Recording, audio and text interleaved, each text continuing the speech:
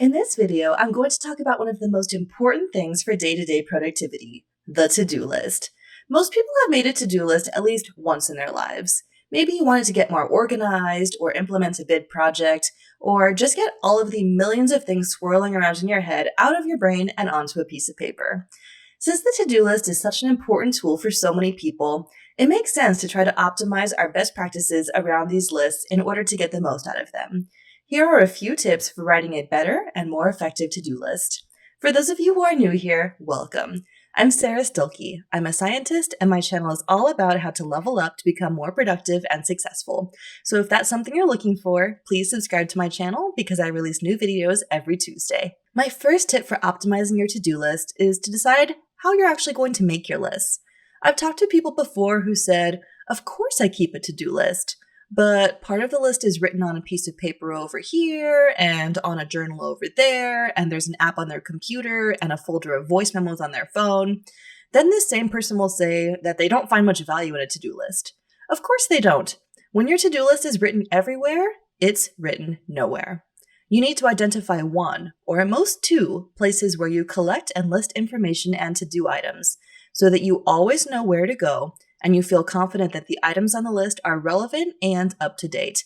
This way, you can focus your energy on maintaining one high-quality list so that your brain will have faith that what you write down is properly stored.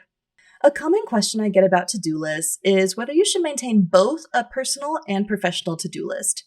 Everybody's different, of course, but I personally like to keep just one list that encompasses both my personal and professional tasks. Referring back to what we just discussed, the fewer lists you can keep, the better. By keeping just one list, you also prevent the temptation to favor one list over the other. It can be easy to think, my personal life doesn't need a list, I'll just relax and do whatever I feel like. This is true sometimes, but if you put the same structure around planning your next vacation as you do around planning the next staff meeting, you will prioritize both and put more effort into planning a better vacation, rather than just showing up at your destination with no idea what you want to do. My next and most important tip for optimizing your to-do list is to make sure that all the items on the list are clear and actionable. Have you ever looked at an item on a to-do list and felt so overwhelmed by the complexity and ambiguity of the task that you just skip it and move on to the next thing? I sure have. To do this, take a few moments to think through whether something on the list is a project or a next action. I'll give you an example from my own life. The lease on my apartment recently ended, and I wanted to find a new apartment that cost a little bit less money. I wrote down "get new apartment" on my to-do list. And I'm not even kidding when I tell you that "get new apartment" sat on my list for 2 whole months. Every time I looked at "get new apartment," I felt overwhelmed. And after a while, my brain just ignored the task on the list because I hadn't actually clearly defined what I needed to do about it. What I should have done in this case, and eventually did do, would be to think through it a little bit. Like, okay, I want to find a new apartment. Let me make a list of potential neighborhoods I might like and go visit them to see which one I like best. Once I narrow down the area I'd like to live in, I can research some possible new apartments online. Once I have a short list of potential apartments, I can arrange to go visit a few. Then, once I visit a few, I can pick one and sign a new lease. It turns out my original task of "get new apartment" was actually a multi-step project. And once I defined the steps, the whole process became so much easier and less intimidating. The main point here is break down your projects into actionable tasks for your to-do list. The clearer and more actionable the items on your list are, the more likely you are to actually do them.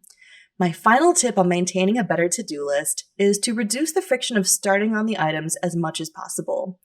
Even when you define the actions very deliberately, you can still feel some resistance toward actually doing the things on your list. Here's my advice for this. Ask yourself, if I had nothing else to do in my life aside from getting this task done, what would be the very next thing I would do? Would I call somebody?